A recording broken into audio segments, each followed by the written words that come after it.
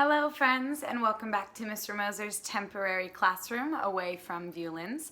Today we are going to read an Elephant and Piggie book. But before we read an Elephant and Piggie book, we need to place where we are on the mood meter.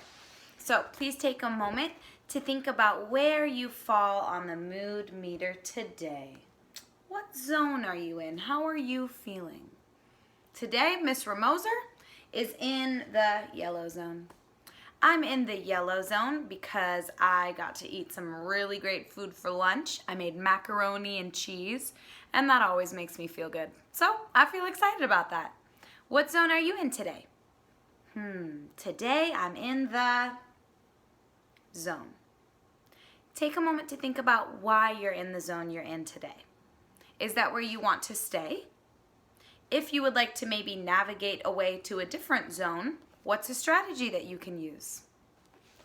For me, eating really helps me to feel better, especially if I'm hungry or if I feel kind of tired. So sometimes a strategy I like to use is having a snack. That's what I just did when I had my macaroni and cheese lunch, and now I feel pretty good. So today we're going to read a story called I Broke My Trunk. I can tell that this is an Elephant and Piggie book because I see Elephant and Piggie on the very front page. I also noticed that the illustrations look very similar to other Elephant and Piggie books. Finally, I see we have the Mo Williams author right here on the bottom, and it says Elephant and Piggie Book on the top. This must be an Elephant and Piggie book. So, today we're going to read I Broke My Trunk. I Broke My Trunk by Mo Williams. I have not seen Gerald today. Why? Oh, here comes Gerald. Gerald! What happened to your trunk?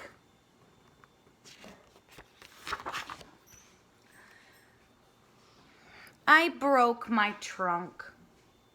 How did you break your trunk?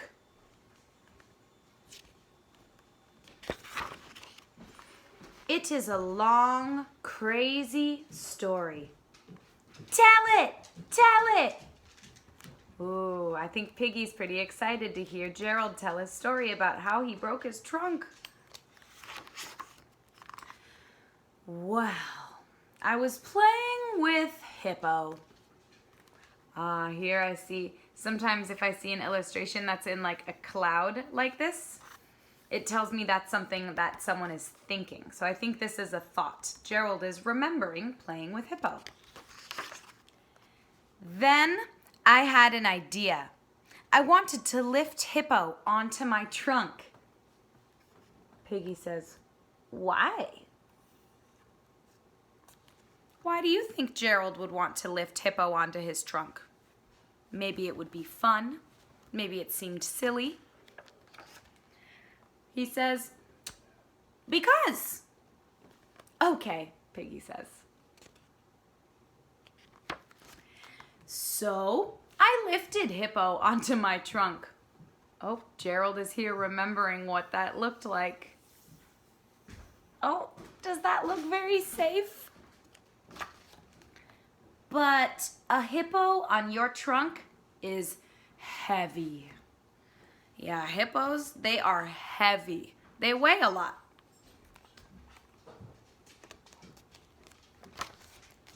Is that how you broke your trunk? No. Wait, what? There is more to my story.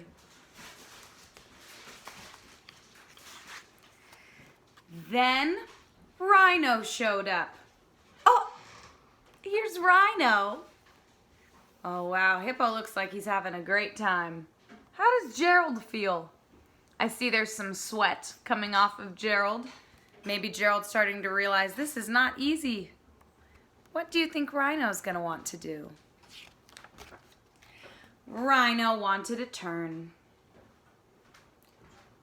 What did you do? Says Piggie. Let's take a moment and let's make a prediction.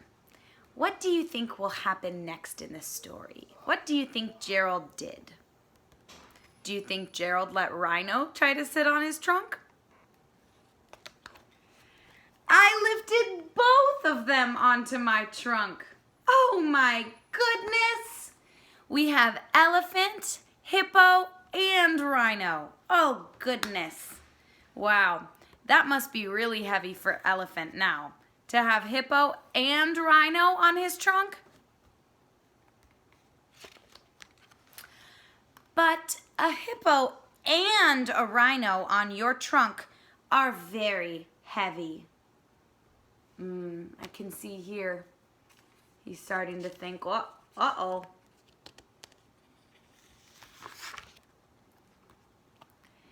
Is that how you broke your trunk? No. Oh, there is more to my story. Piggy looks quite perplexed. Perplexed means a little bit confused. Then Hippo's sister showed up. Hippo has a sister?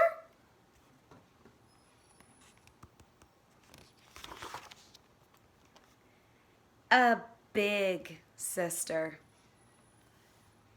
She looks like she might be a little bit bigger than Hippo. Uh-oh. Did she want to turn too? Yes. I love Piggy's expressions. Piggy's just like, oh, Gerald. She also wanted to play her piano.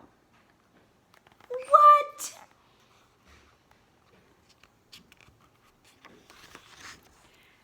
Two hippos, one rhino, and a piano on your trunk are very, very heavy.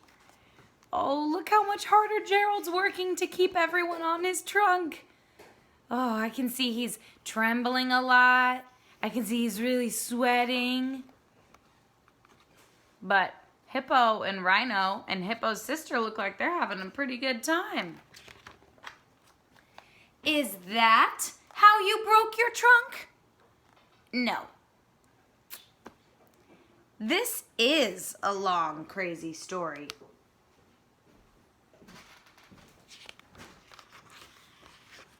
Gerald looks at Piggy. How did you break your trunk?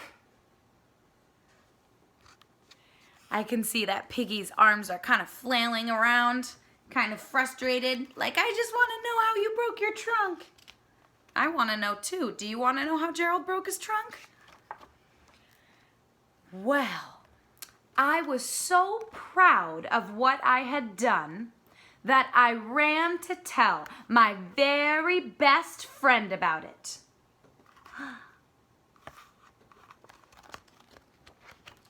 But I tripped and fell. Whoop! Uh-oh. And broke my trunk. I love how the words are smaller here to show that Gerald kind of said that a little quieter. And I broke my trunk. Kind of like that. You broke your trunk running to tell me your story? Oh, Gerald is blushing. That is a crazy story. That is a funny story.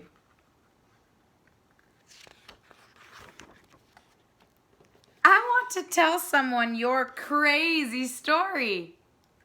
Whoop. Uh-oh, Gerald seems to not like that idea.